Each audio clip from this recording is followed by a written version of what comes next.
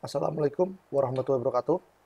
Saya Adi Purna Kurniawan dengan NIM 3010125100004 dari program studi S3 Teknik Elektro, Fakultas Teknik Elektro, Universitas Telkom, ingin mempresentasikan tugas mata kuliah Filsafat Ilmu mengenai topik disertasi saya, yaitu Papan Informasi Digital Adaptif, Sistem Rekomendasi Destinasi Wisata berbasis komposisi kelompok menggunakan model hybrid filtering dan MDLC prototyping yang dibimbing oleh promotor yaitu Profesor Agus Pratondo ST.MT PhD dan co-promotor Dr. Suci Aulia ST.MT.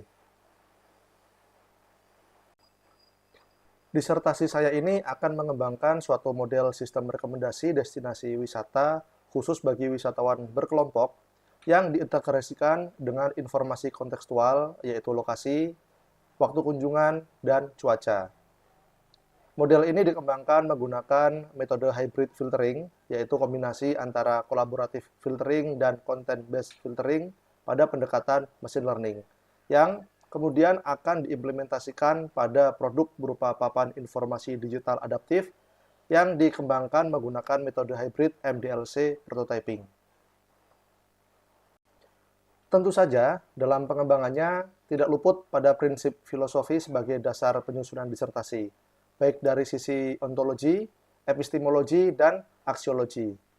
Yang pertama, dari sisi ontologi atau hakikat realitas yang diteliti, posisi ontologis pada penelitian ini adalah pragmatis atau relational relation. Dalam disertasi ini, realitas dipandang sebagai sesuatu yang nyata dan ada, tetapi bersifat dinamis, kontekstual, dan rasional. Preferensi kelompok wisatawan, konteks lingkungan seperti lokasi, waktu, dan cuaca, serta interaksi dengan digital signage bukan realitas tunggal yang statis, melainkan terbentuk melalui relasi antara manusia, teknologi, dan situasi ruang waktu. Oleh karena itu, realitas yang diteliti adalah realitas fungsional, yaitu bagaimana sistem rekomendasi bekerja dan memberi dampak pada praktek nyata pariwisata, bukan sekedar realitas objektif murni atau subjektif murni. Implikasi yang terjadi pada sisi ontologis ini yaitu realitas rekomendasi destinasi dapat dimodelkan secara komputasional, tetapi berubah sesuai konteks dan dinamika kelompok, sehingga perlu diuji dalam lingkungan nyata atau sebagai studi kasus. Sedangkan pada sisi epistemologi atau cara memperoleh pengetahuan, posisi disertasi ini adalah pragmatis atau epistemologi pluralistik, yaitu pengetahuan dalam penelitian ini diperoleh melalui kombinasi bukti kuantitatif dan pemahaman kualitatif. Kebenaran ilmiah ini tidak ditentukan oleh satu sumber pengetahuan saja, tetapi oleh sejauh mana pengetahuan tersebut bekerja secara efektif dalam menjawab permasalahan. Evaluasi performa algoritma seperti RMSE, NDCG, Precision itu dipandang syah sebagai sumber pengetahuan, sekaligus diperkaya dengan pemahaman dari pengalaman pengguna, seperti observasi lapangan dan umpan balik yang etis. Implikasi dari sisi epistemologis ini adalah pengetahuan diperoleh dari hasil pengujian sistem, yaitu eksperimental kualitatif atau kuantitatif, serta dari interaksi manusia sistem dari sisi kualitatif, dan keduanya yang setara dan saling melengkapi dalam menjelaskan keberhasilan sistem. Sisi yang ketiga atau aksiologi, yaitu nilai dan etika dalam penelitian. Posisi aksiologis yaitu value conscious dan ethical pragmatis, di mana penelitian ini secara sadar mengakui bahwa nilai, tujuan, dan etika berperan dalam proses penelitian dan hasil yang dihasilkan. Sistem rekomendasi yang dihasilkan dan digital signage adaptif yang dikembangkan tidak bersifat netral nilai, karena berpotensi mempengaruhi keputusan wisatawan, distribusi arus kunjungan, dan pengalaman publik. Oleh karena itu, aspek etika, privasi, transparansi, dan keadilan rekomendasi nantinya menjadi bagian integral dari desain dan evaluasi sistem. Implikasi dari sisi aksiologis ini adalah penelitian diarahkan untuk memberikan manfaat praktis bagi pengelolaan destinasi wisata. Kemudian menjaga privasi dan anonimitas pengguna, menghindari bias dan manipulasi rekomendasi, serta memastikan teknologi yang dikembangkan itu bertanggung jawab secara sosial. Disertasi ini akan membawa beberapa teori dasar dalam pengembangannya. Yang pertama adalah recommender system, yaitu sistem yang berfungsi memberikan saran atau prediksi terhadap item yang sesuai dengan preferensi pengguna berdasarkan analisis perilaku, interaksi, dan metadata. Recommender system umumnya menggunakan 3 pendekatan utama, yaitu content-based filtering, collaborative filtering, dan hybrid models. Dalam konteks pariwisata, teori ini digunakan untuk merekomendasikan destinasi wisata, aktivitas, atau paket perjalanan berdasarkan riwayat pengguna. Yang kedua adalah Group Recommender System atau GRS. Teori ini merupakan pengembangan dari recommender system yang melibatkan lebih dari satu pengguna. Teori ini berakar pada social choice theory yang menjelaskan bagaimana preferensi individu dalam kelompok dapat digabungkan menjadi satu keputusan kolektif. Pendekatan yang umum digunakan meliputi average strategy, least misery, most pressure, dan voting models. Teori ini menjadi kunci karena sistem harus mampu merekomendasikan destinasi yang memuaskan semua anggota kelompok wisatawan. Yang ketiga adalah context-aware computing. Teori ini menekankan pentingnya konteks seperti lokasi, waktu, cuaca, dan situasi sosial dalam pengambilan keputusan sistem cerdas. Context-aware recommender system dapat menyesuaikan rekomendasi berdasarkan kondisi lingkungan yang berubah-ubah, sehingga lebih relevan. Dalam sistem digital signage adaptif, konteks menjadi elemen penting untuk menyesuaikan tampilan rekomendasi dengan kondisi aktual di lokasi signage. Selanjutnya yang keempat adalah machine learning. Machine learning ini berfungsi sebagai landasan algoritmik untuk membangun model prediksi dalam recommender system. Machine learning memungkinkan sistem mempelajari pola preferensi dari data historis tanpa pemrograman yang eksplisit. Algoritma seperti decision tree, random forest, SVM, k-means, dan matrix factorization digunakan untuk mengelompokkan pengguna dan destinasi berdasarkan kemiripan. Machine learning juga memungkinkan pembelajaran adaptif ketika data baru masuk. Selanjutnya adalah deep learning atau neural network. Teori ini memperluas machine learning dengan menggunakan jaringan saraf tiruan atau neural networks untuk mempelajari hubungan non-linear dan kompleks. Dalam sistem rekomendasi, deep learning digunakan untuk mengekstraksi fitur laten dari pengguna dan destinasi, misalnya melalui autoencoders, CNN, atau graph neural networks. Dengan teori ini, sistem dapat mengenali pola yang lebih dalam dan membuat rekomendasi yang lebih presisi. Teori selanjutnya adalah user modeling dan personalization. Teori ini mendasari pembangunan profil pengguna dengan mempertimbangkan karakteristik demografis, psikologis, dan perilaku. Profil tersebut kemudian digunakan untuk menyesuaikan hasil rekomendasi secara personal. Teori ini tidak hanya mencakup individu, tetapi juga komposisi kelompok, sehingga menghasilkan grup profile yang dinamis. Teori selanjutnya adalah Human Computer Interaction atau HCI. Teori ini mempelajari hubungan antara pengguna dan sistem komputer, termasuk desain antarmuka yang efektif, kemudahan interaksi, dan pengalaman pengguna. Dalam konteks digital signage, HCI membantu merancang tampilan interaktif yang ramah pengguna dan memfasilitasi pengambilan keputusan kelompok dengan cepat. Teori selanjutnya adalah digital signage dan interactive display. Teori ini menjelaskan penggunaan layar digital publik sebagai media komunikasi adaptif yang dapat menampilkan konten dinamis sesuai konteks lokasi dan waktu. Interaktif digital signage memungkinkan pengguna berinteraksi langsung melalui sentuhan, quick response, atau gestur.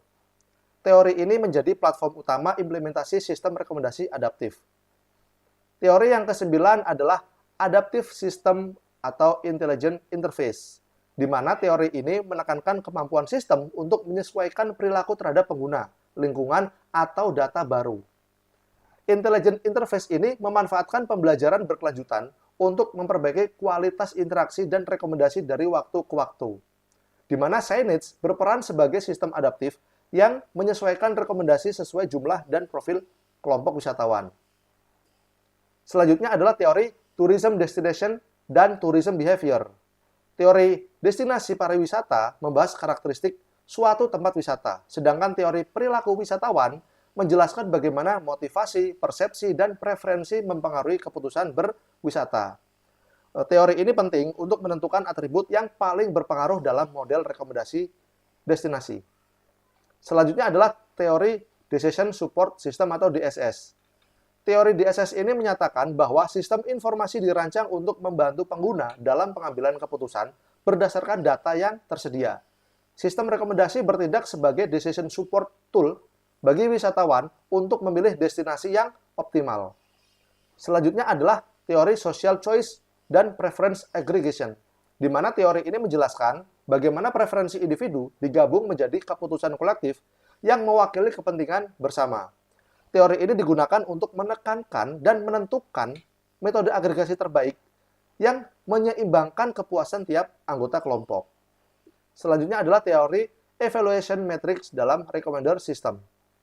Teori ini mencakup metrik yang digunakan untuk mengukur kinerja sistem rekomendasi nantinya, seperti precision, recall, F1 score, MAP, NDCG, serta metrik tambahan seperti diversity, novelty, dan serendipity. Evaluasi ini penting untuk membandingkan efektivitas pendekatan yang berbeda. Teori yang terakhir adalah privacy dan ethical computing. Teori ini menekankan pentingnya perlindungan data, transparansi algoritma, dan keadilan dalam sistem kecerdasan buatan.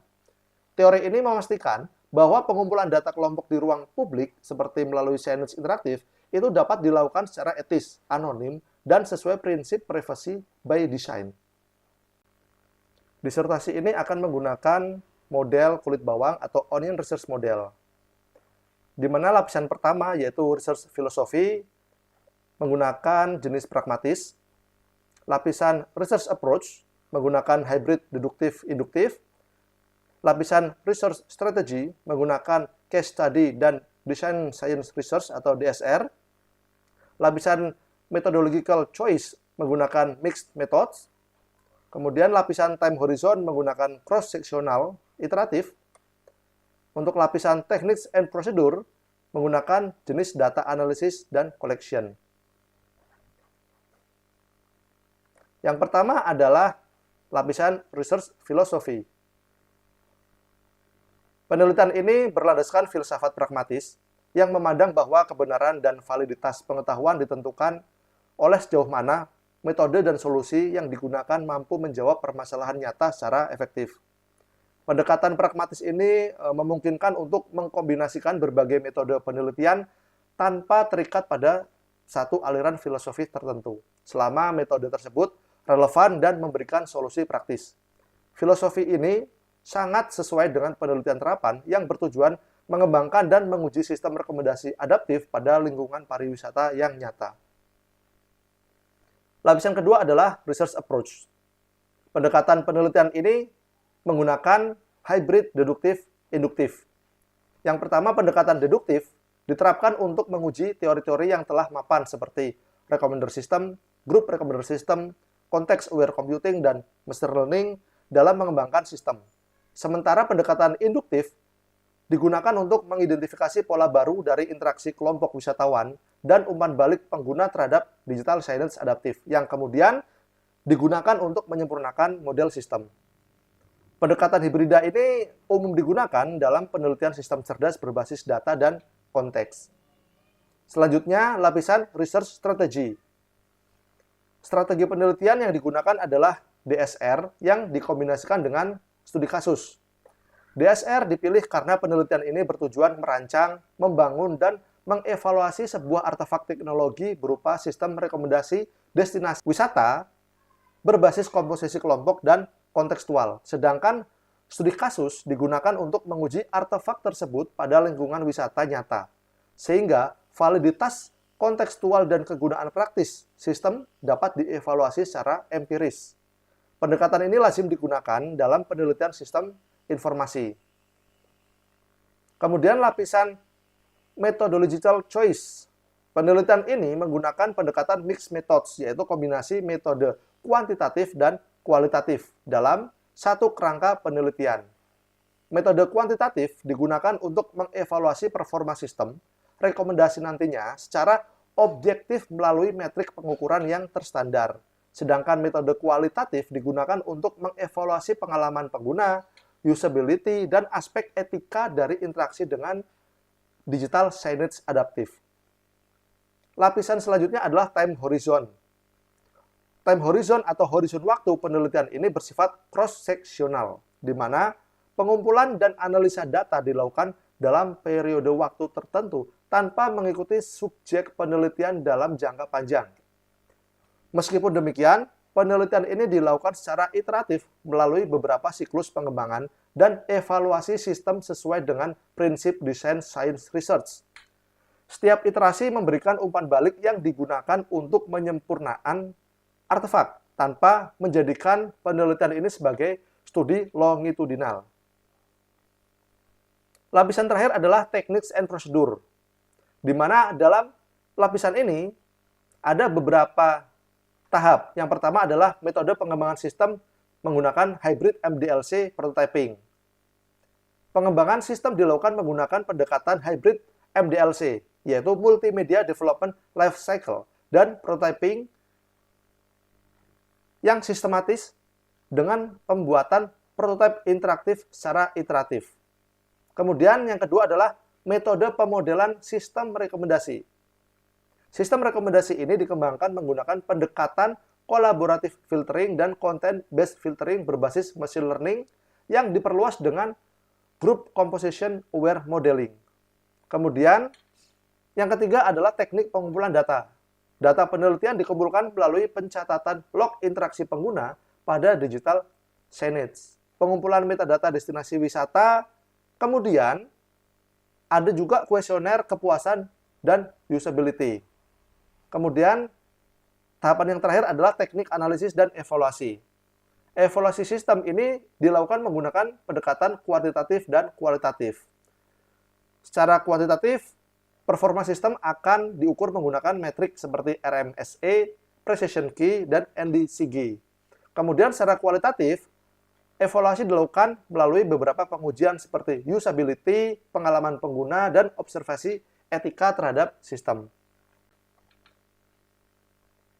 Untuk mendapatkan pengetahuan atau kebaruan dalam ilmu sistem rekomendasi, terutama dalam machine learning, saya telah melakukan beberapa tinjauan pustaka secara kritis, di mana pustaka-pustaka yang saya tinjau, saya ambil sumber dari Scopus dengan beberapa kata kunci, seperti Group Recommendation, Group Recommender System, Group Based Recommender System, Group Oriented Recommender System, Group Decision Support System, Combination Recommender System, Community Based Recommendation, Collaborative Recommender System, Collective Recommendation System, dan Consensus Based Recommendation.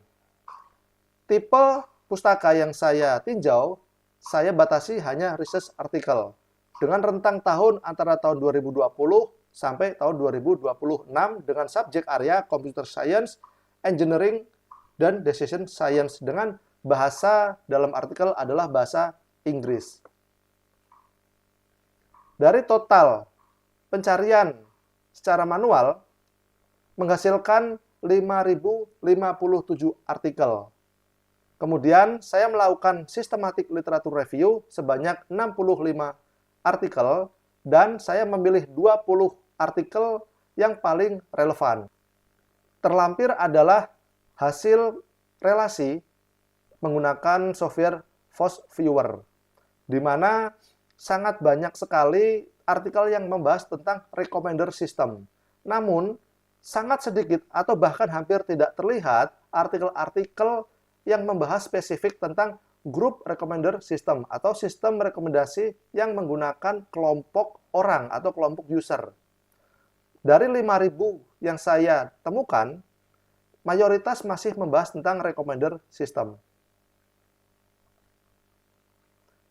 Dari total 20 tinjauan yang saya pilih secara relevan, saya melakukan abstraksi atau meringkas masing-masing artikel tersebut berdasarkan nama peneliti, judul penelitian, kemudian tahun terbit, ringkasan, permasalahan yang dibawa, tujuan penelitiannya, metode penelitian yang digunakan, kesimpulan dalam penelitian tersebut, kemudian kelemahan dalam penelitian, serta status pada Scopus.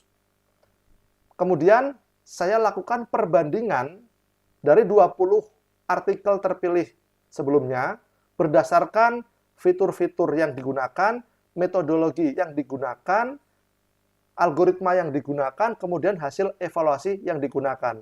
Dari total perbandingan sistem sejenis, saya mendapatkan beberapa hal yang tidak dimiliki oleh ke-20 artikel tersebut. Disitulah saya menemukan suatu gap atau celah, saya bisa melengkapi atau memperbaiki dari kekurangan-kekurangan yang ada dalam artikel-artikel tersebut.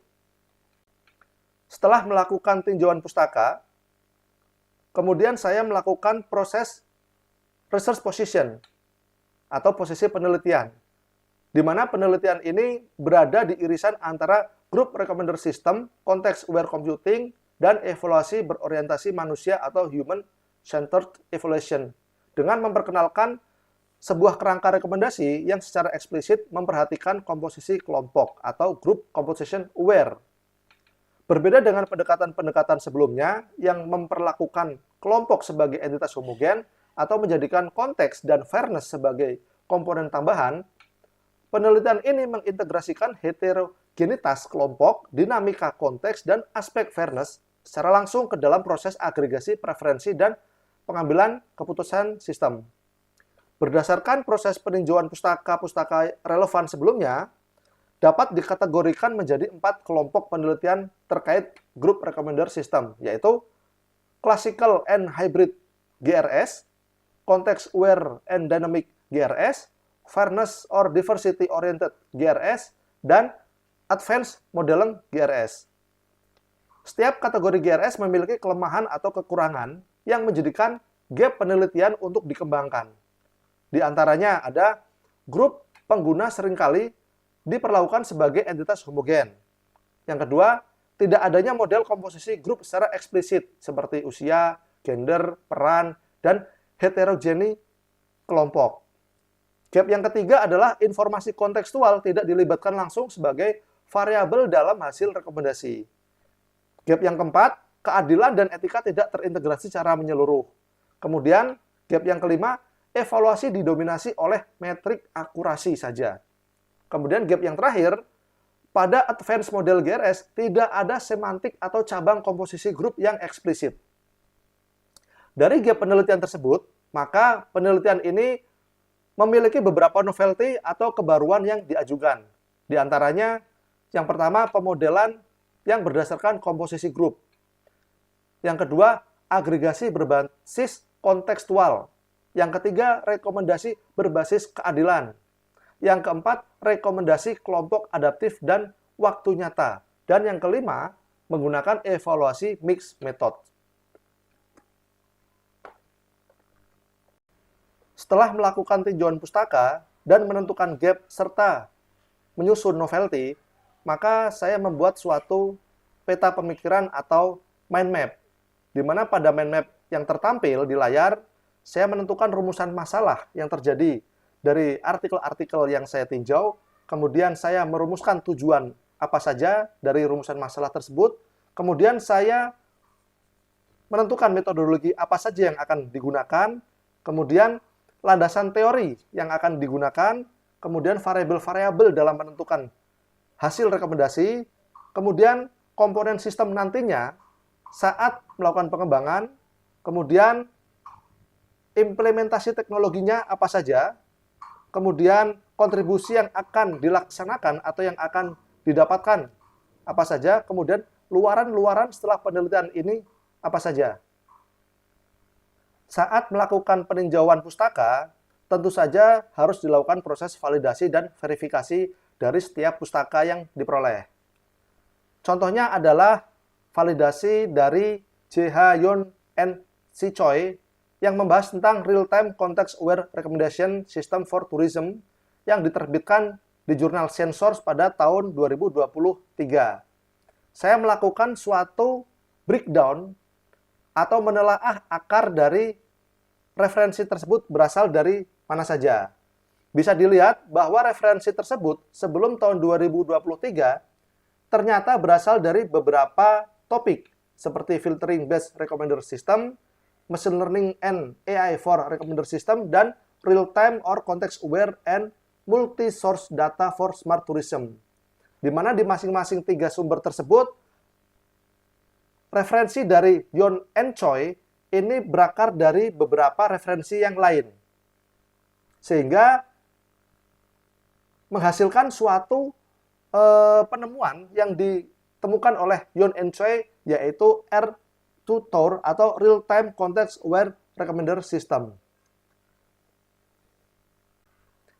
Selama melaksanakan penelitian, juga harus dilaksanakan identifikasi pelanggaran etika dan melakukan analisa di setiap jenisnya, di mana harus dirumuskan potensi apa saja yang mungkin terjadi dan bagaimana cara mencegah potensi itu terjadi. Ada beberapa potensi yang terjadi. Yang pertama adalah untuk jenis pelanggaran data dan sampel. Potensi yang terjadi adalah penggunaan data tanpa persetujuan atau informed consent. Hal ini dapat dilakukan pencegahan, yaitu dengan menyediakan formulir persetujuan atau consent form. Kemudian, penelitian juga bisa terjadi manipulasi data dan hasil penelitian. Potensinya adalah rekayasa hasil eksperimen atau hasil rekomendasi nantinya. Pencegahannya bisa dilakukan dengan menyimpan log penelitian dan dataset secara lengkap. Kemudian, dalam penelitian juga mungkin akan terjadi konflik kepentingan. Potensi yang terjadi adalah penelitian mungkin akan memihak pada destinasi tertentu. Dan hal ini dapat dicegah dengan menolak intervensi yang mengganggu integritas penelitian. Kemudian, yang terakhir adalah bisa jadi suatu desain sistem itu terjadi suatu pelanggaran. Potensinya adalah rekomendasi bersifat diskriminatif atau bias. Lalu bagaimana cara mencegahnya? Yaitu dengan menguji sistem pada berbagai variasi komposisi kelompok. Pada dasarnya, penelitian atau disertasi ini adalah untuk menciptakan suatu inovasi baru dari inovasi-inovasi yang sudah ada sebelumnya. Untuk mendapatkan suatu inovasi baru, ada beberapa tahap yang dilaksanakan. Yang pertama adalah problems identification, atau identifikasi masalah. Masalah ini dapat diidentifikasi dengan melakukan peninjauan pustaka atau SLR atau Systematic Literature Review. Dari proses peninjauan tersebut, kita akan mendapatkan masalah apa saja yang dialami oleh para peneliti sebelumnya, bahkan sampai di tahun terakhir saat ini. Dari masalah itu kita bisa mengumpulkan, kemudian kita bisa menentukan kira-kira apa saja novelty atau inovasi yang akan kita kembangkan nantinya. Kemudian tahap kedua adalah problem statement. Setelah kita mendapatkan problem dari artikel-artikel yang kita tinjau sebelumnya, kita harus membuat problem statement atau pernyataan masalah apa saja yang dialami oleh peneliti-peneliti sebelumnya untuk kita cari solusinya sebagai inovasi selanjutnya. Kemudian setelah melakukan problem statement, kita menentukan research gap. Kita harus membatasi celah-celah atau gap penelitian agar tidak melebar atau terlalu jauh. Dikhawatirkan jika nanti terlalu lebar atau terlalu jauh akan meminimalisir fungsi atau hasil inovasi nantinya. Kemudian dari research gap yang sudah dikumpulkan, kira-kira apa saja inovasi opportunity atau kesempatan dalam berinovasi yang mungkin dapat kita lakukan. Karena keterbatasan hal seperti kemampuan, waktu, atau sumber daya yang lainnya, maka kita juga harus menentukan inovasi itu dapat berjalan dengan lancar dan tepat waktu. Setelah kita menentukan opportunity, maka tahap selanjutnya adalah scientific contribution. Scientific contribution adalah kita harus bisa memberikan kontribusi secara saintifik, seperti kontribusi praktis, teoritis, atau metodologis. Kita juga harus bisa merumuskan setiap kontribusi itu berdampak ke mana saja, yaitu di tahap expected impact. Di tahap expected impact, kita juga harus bisa melihat dampaknya apa saja ketika inovasi ini akan dikembangkan dan digunakan secara luas oleh masyarakat. Mungkin akan ada dampak negatif, itu maklum karena setiap penelitian pasti akan ada kekurangannya. Kekurangan itu nanti akan dapat dikembangkan oleh kita sendiri atau mungkin oleh peneliti lainnya. Demikian presentasi dari saya. Mohon maaf jika ada salah kata. Terima kasih. Wassalamualaikum warahmatullahi wabarakatuh.